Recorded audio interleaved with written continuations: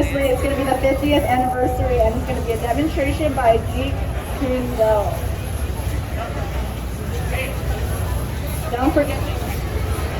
Don't forget to feel like water, guys.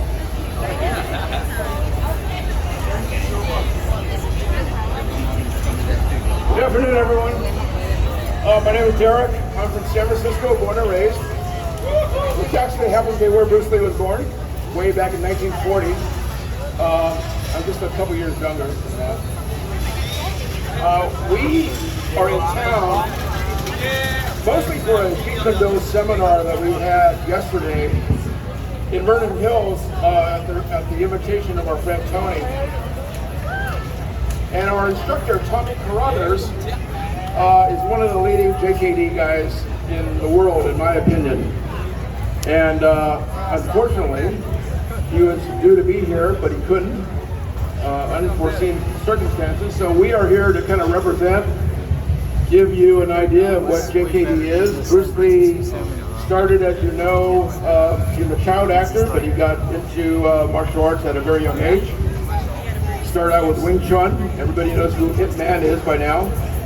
And he started out with Wing Chun, and then when he got to the United States, he saw that a lot of guys that he was encountering were a lot bigger than him. They moved in a different way than he was used to. So he adapted. And he kind of had that attitude about martial arts his entire life.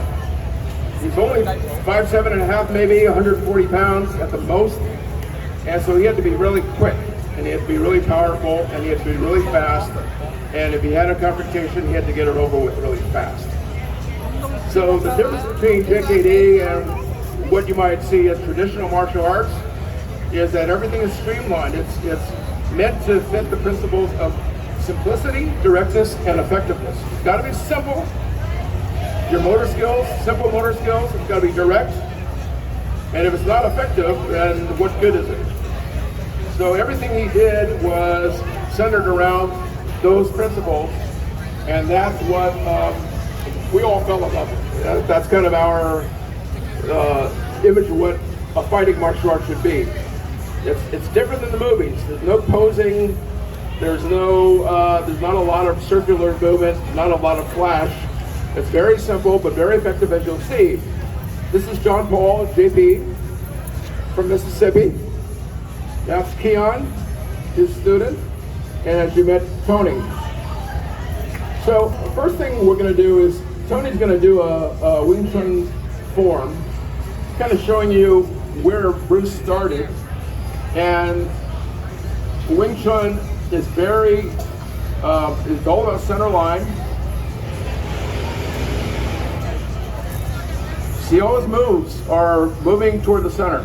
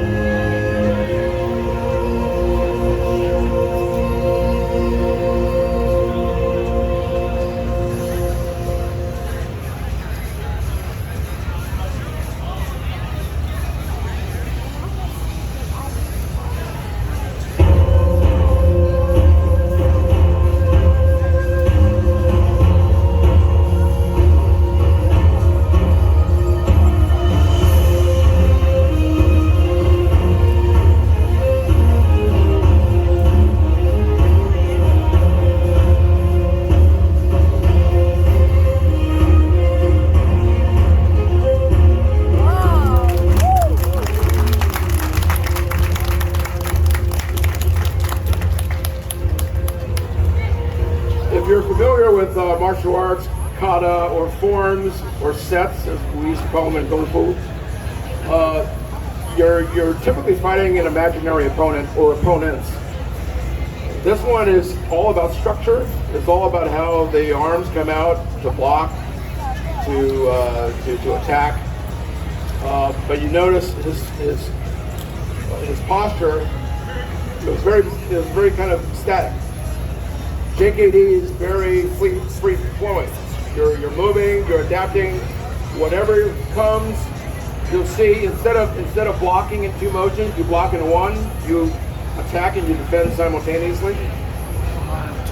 And JP and Keon are about to show you how that might look.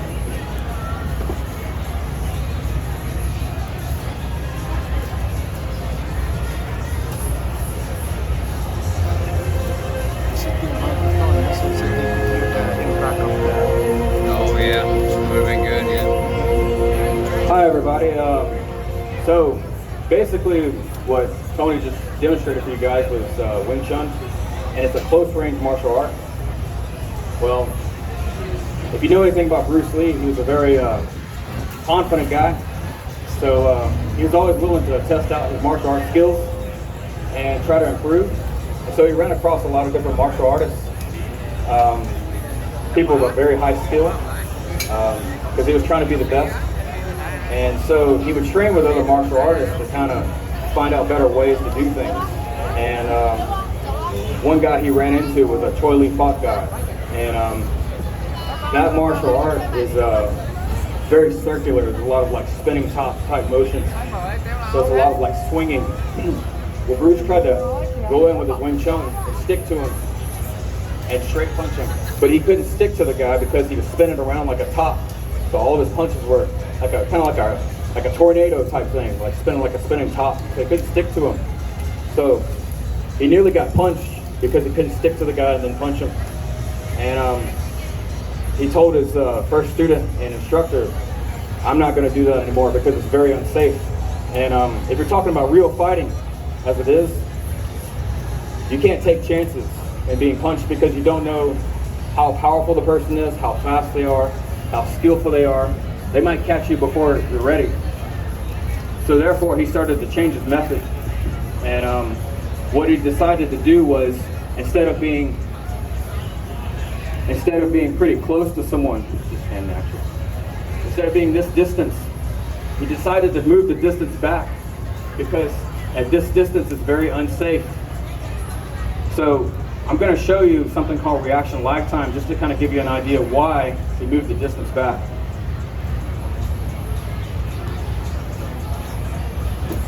So basically, if I can touch him, he can touch me. It's a game of who goes first. So I'm going to try to touch him, he's going to try to stop me before I touch him. See how close I got? That's going slow. You catch me. You wouldn't be able to stop me at this distance. So Bruce moved the distance further back, so be safer. So you say, okay, now I can get in without getting touched. So what he would do is come in, he'd finger jab the guy before he could do anything. That's why he started to move back, because at this distance, if he goes first, he can catch me. So he moved the distance back further. What eventually became Jeet Kune Do. So he started doing fencing structure. So if the guy started to move, he would hit him before he started moving. So that means. So JKD means, well, it's just a short for Jeet Kune Do. Jeet Kune Do means way of the intercepting fist. His concept was the intercepting attack before it got there. And JP just showed he was intercepting with a finger jab to the eyes. You want to attack targets that you can't train. You can't build muscle on it. You can't build muscle on your eyeballs. You can't build muscle on your throat. You can't build muscle on top of your kneecap. You can't build muscle on top of your groin. We don't bother getting into a ring and fighting 3 rounds. We don't bother hitting things like the chest or the guy's six-pack or the guy, anywhere on the body where you can build muscle. What's the point? So the thigh's not a good target. If he has a lot of muscle on his thigh, he can probably take it and be okay.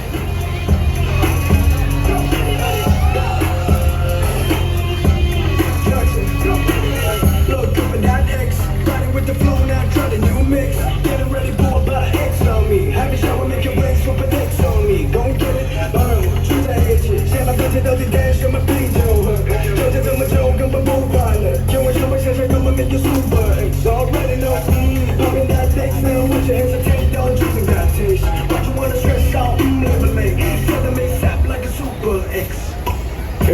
It doesn't take a lot of energy or power to break a guy's kneecap.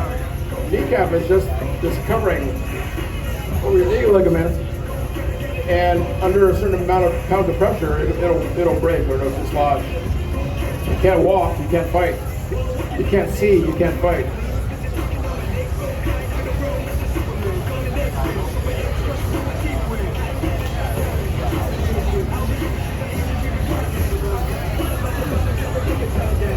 Our focus is range, angles, and again, simplicity. You notice he's not doing anything that looks really complicated, and probably why JKD wouldn't look really good in the movies, because it's so straight and direct, and it's over with really fast. You're not going to get a 5-minute fight scene out of this.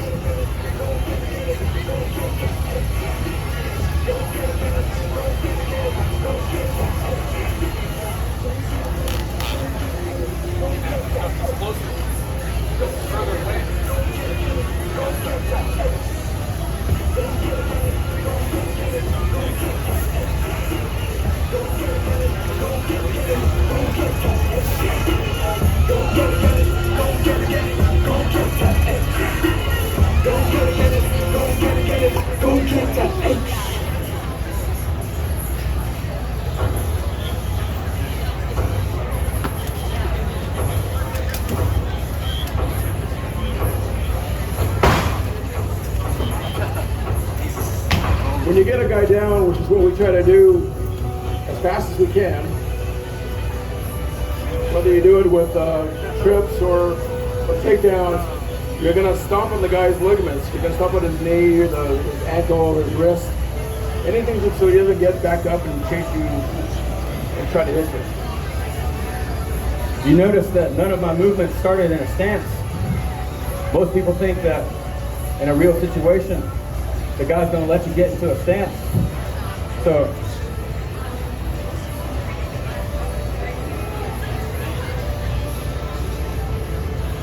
as soon as he gets into a stance, the guy's going to just haul off and hit him.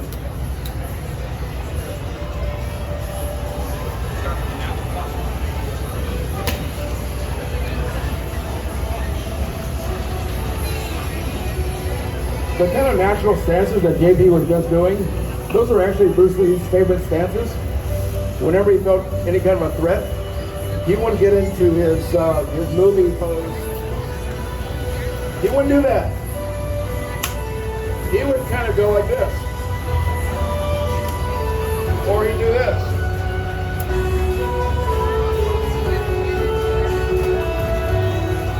The moment you see the guy moving, and sometimes you just kind of intercept the intention, not that the guy even has to do anything. You know what his intention is. As soon as you feel the intention, you move. There's no waste of time.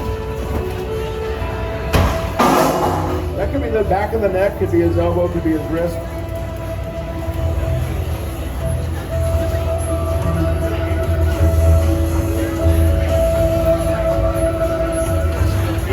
Keon, you gonna be okay? We'll get you some dim sum after this. If you get them early, if you're a little later, you have to move away. If you're really late, you have to walk away. You have before, during, and after. Before, during, and after. You can hit him before the guy moves. You can hit him during.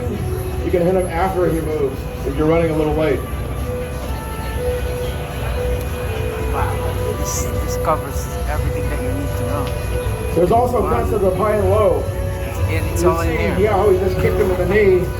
When you kick somebody in the knee, he's gonna move his head forward because he just got kicked in the knee. That's the next closest target. Next closest target, he's gonna go after the eyes. You don't have to think about the technique. You think about what's closest. So, if I eye jab him and he moves away, what's the next closest? Kneecap. Right? If I throw a kick to the knee or the leg and he moves away, what's the next closest? That's the next closest. You don't have to think about technique. You attack with the closest target. If you miss one, go to the next. So if I miss one, next one. If I miss one, next one.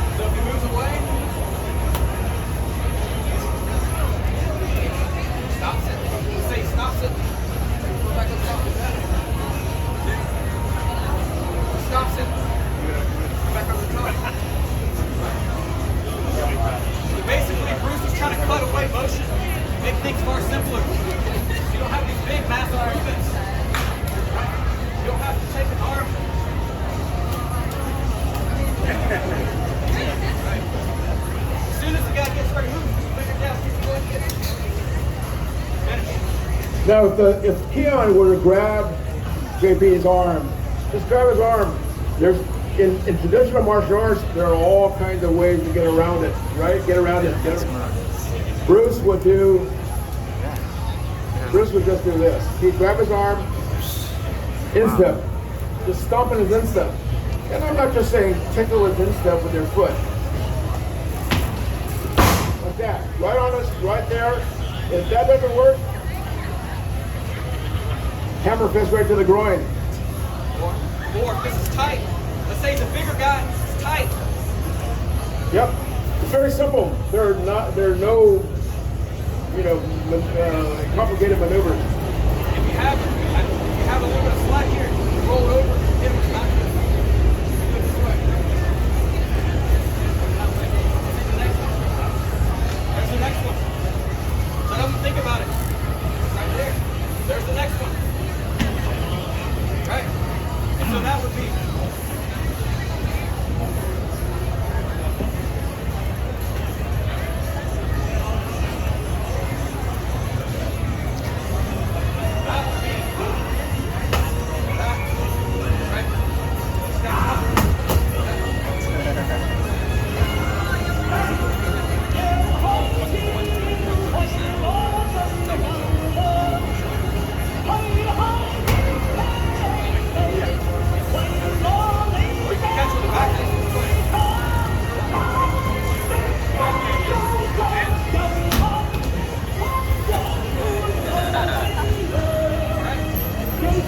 So you really have to train your attributes. It's not multiple punches. You're trying to knock the guy out with one.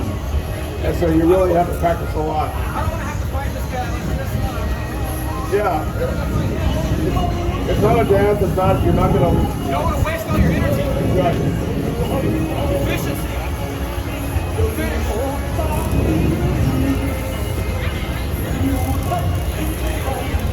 When you take a class from Tommy, you'll spend a couple hours throwing 1,000 of one punch. And and that's just a warm-up. And you're going to do 1,000 of one kick. And the idea is you're going to just build your attributes to the point where these kinds of techniques will work. JP's not a small guy, he's a big guy. And look how fast he is. He's very, very quick. It takes a lot of training. The whole philosophy behind JKD is it's simple, but it's not easy. So it takes a lot of training, and we really dig it. It's kind of something that gets us going, and we're happy to share it with you. Thank you so much. Wow.